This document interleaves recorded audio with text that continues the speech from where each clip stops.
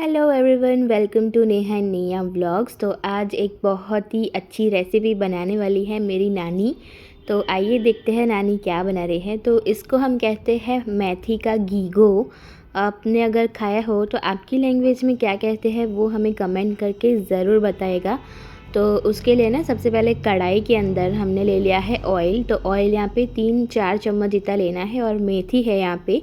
तो मेथी को अच्छे से हमने साफ़ करके धो लिया है और उसको वापस से एक पॉलीथीन, क्लीन पॉलीथीन हो ना, उसके अंदर भर लेना है। तो जब तक ऑयल गर्म होता है ना, तब तक यहाँ पे नानी जो है वो चाय गर्म कर रही है। तो एक और बार फिर से सब लोग चाय पियेंगे और फिर खाना खाएंगे साथ में। तो ये जो नानी की रेसिपी है ना, ये आप लोग ज़रूर एक बार ट्राई करना। ये बहुत ही बेस्ट लगता है और इससे ना आप रोटी के साथ या थेपला के साथ, भाखरी के साथ, किसी भी चीज़ के साथ खा सकते हैं। बहुत ही यमी लगता है। तो ऑयल गर्म हो चुका है, उसके अंदर हमने 1 चम्मच राई डाल दी है और 1 चम्मच इसके साथ ऐड कर दिया है जीरा।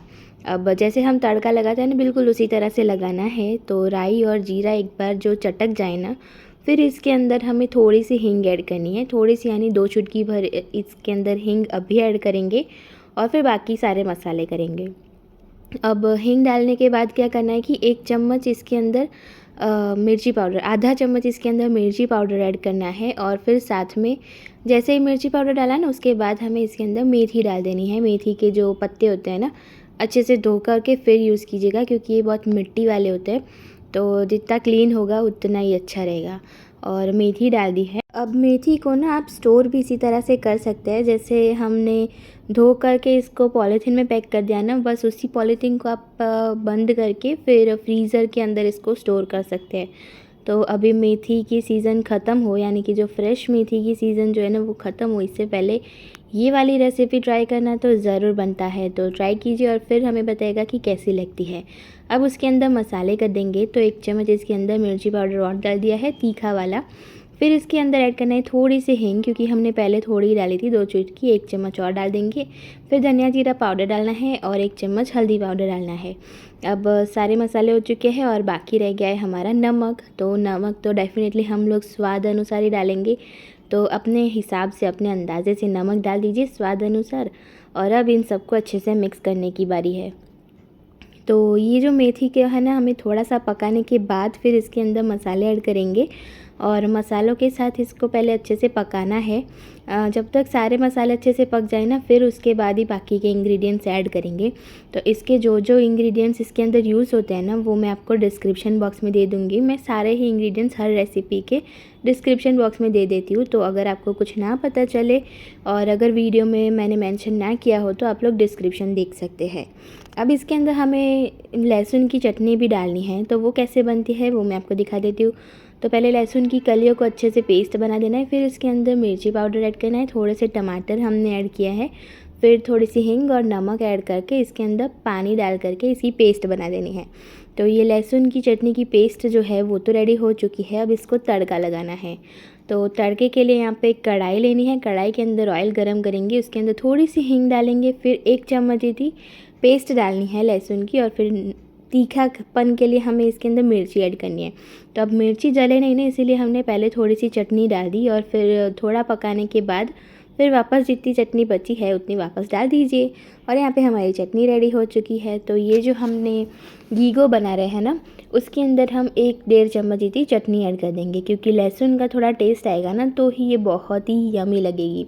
तो एक बार तो इसको ट्राई करना ज़रूर बनता है। आप लोग कीजिए और आप लोगों की नानी की रेसिपी या दादी की रेसिपी जो भी हो वो भी हमें शेयर करते रहिएगा। अब थोड़ा पकाने के बाद यहाँ पे मेथी जो है ना, उसने पानी छोड़ना थोड़ा सा चालू कर दिया है। तो अब क्या करेंगे, इस टाइम पे हम इसके अंदर बेसन ऐड करेंगे। तो बेसन जो है ना वो हमें 4 से 5 चम्मच जितना लगेगा इसके अंदर। अब जितनी क्वांटिटी में बना रहे हैं उस अंदाजे से आप इसके अंदर डाल दीजिएगा। अगर आपको ऐसा लगे कि ये जो पानी जो है वो अभी भी इसके अंदर रह रहा है, तो थोड़ा और बेसन ऐड कर दीजिए, क्योंकि सारा जो पानी है ना वो बेसन सोख कर लेता है। और ये जो बेसन है ना, वो मेथी के अंदर जो कड़वाहट होती है ना, वो भी इससे दूर हो जाती है बेसन से। और ये जो सब्ज़ी है ना वो बहुत ही यम्मी लगती है। तो जो कढ़ाई के ऊपर चिपक गई हो ना ये जो सब्ज़ी, तो उसको भी निकाल के सब्ज़ी के साथ मिक्स कर लीजिएगा, तभी इसका स्वाद बढ़िया आएगा। क्योंकि सारे मसाले जो होते हैं ना वो जो चिपक जाता है ना उसके अंदर एकदम अच्छे से पक चुके होते हैं। तो ज़रूर ट्राई कीजिए एक बार। तो आप कभी तो ट्राई करना ही कि कभी भी कोई भी सब्ज़ी बनाओ और वो नीचे चिपक गई हो ना, तो वो वाली सिर्फ अकेले ट्राई करके देखना, बहुत ही स्वादिष्ट लगता है।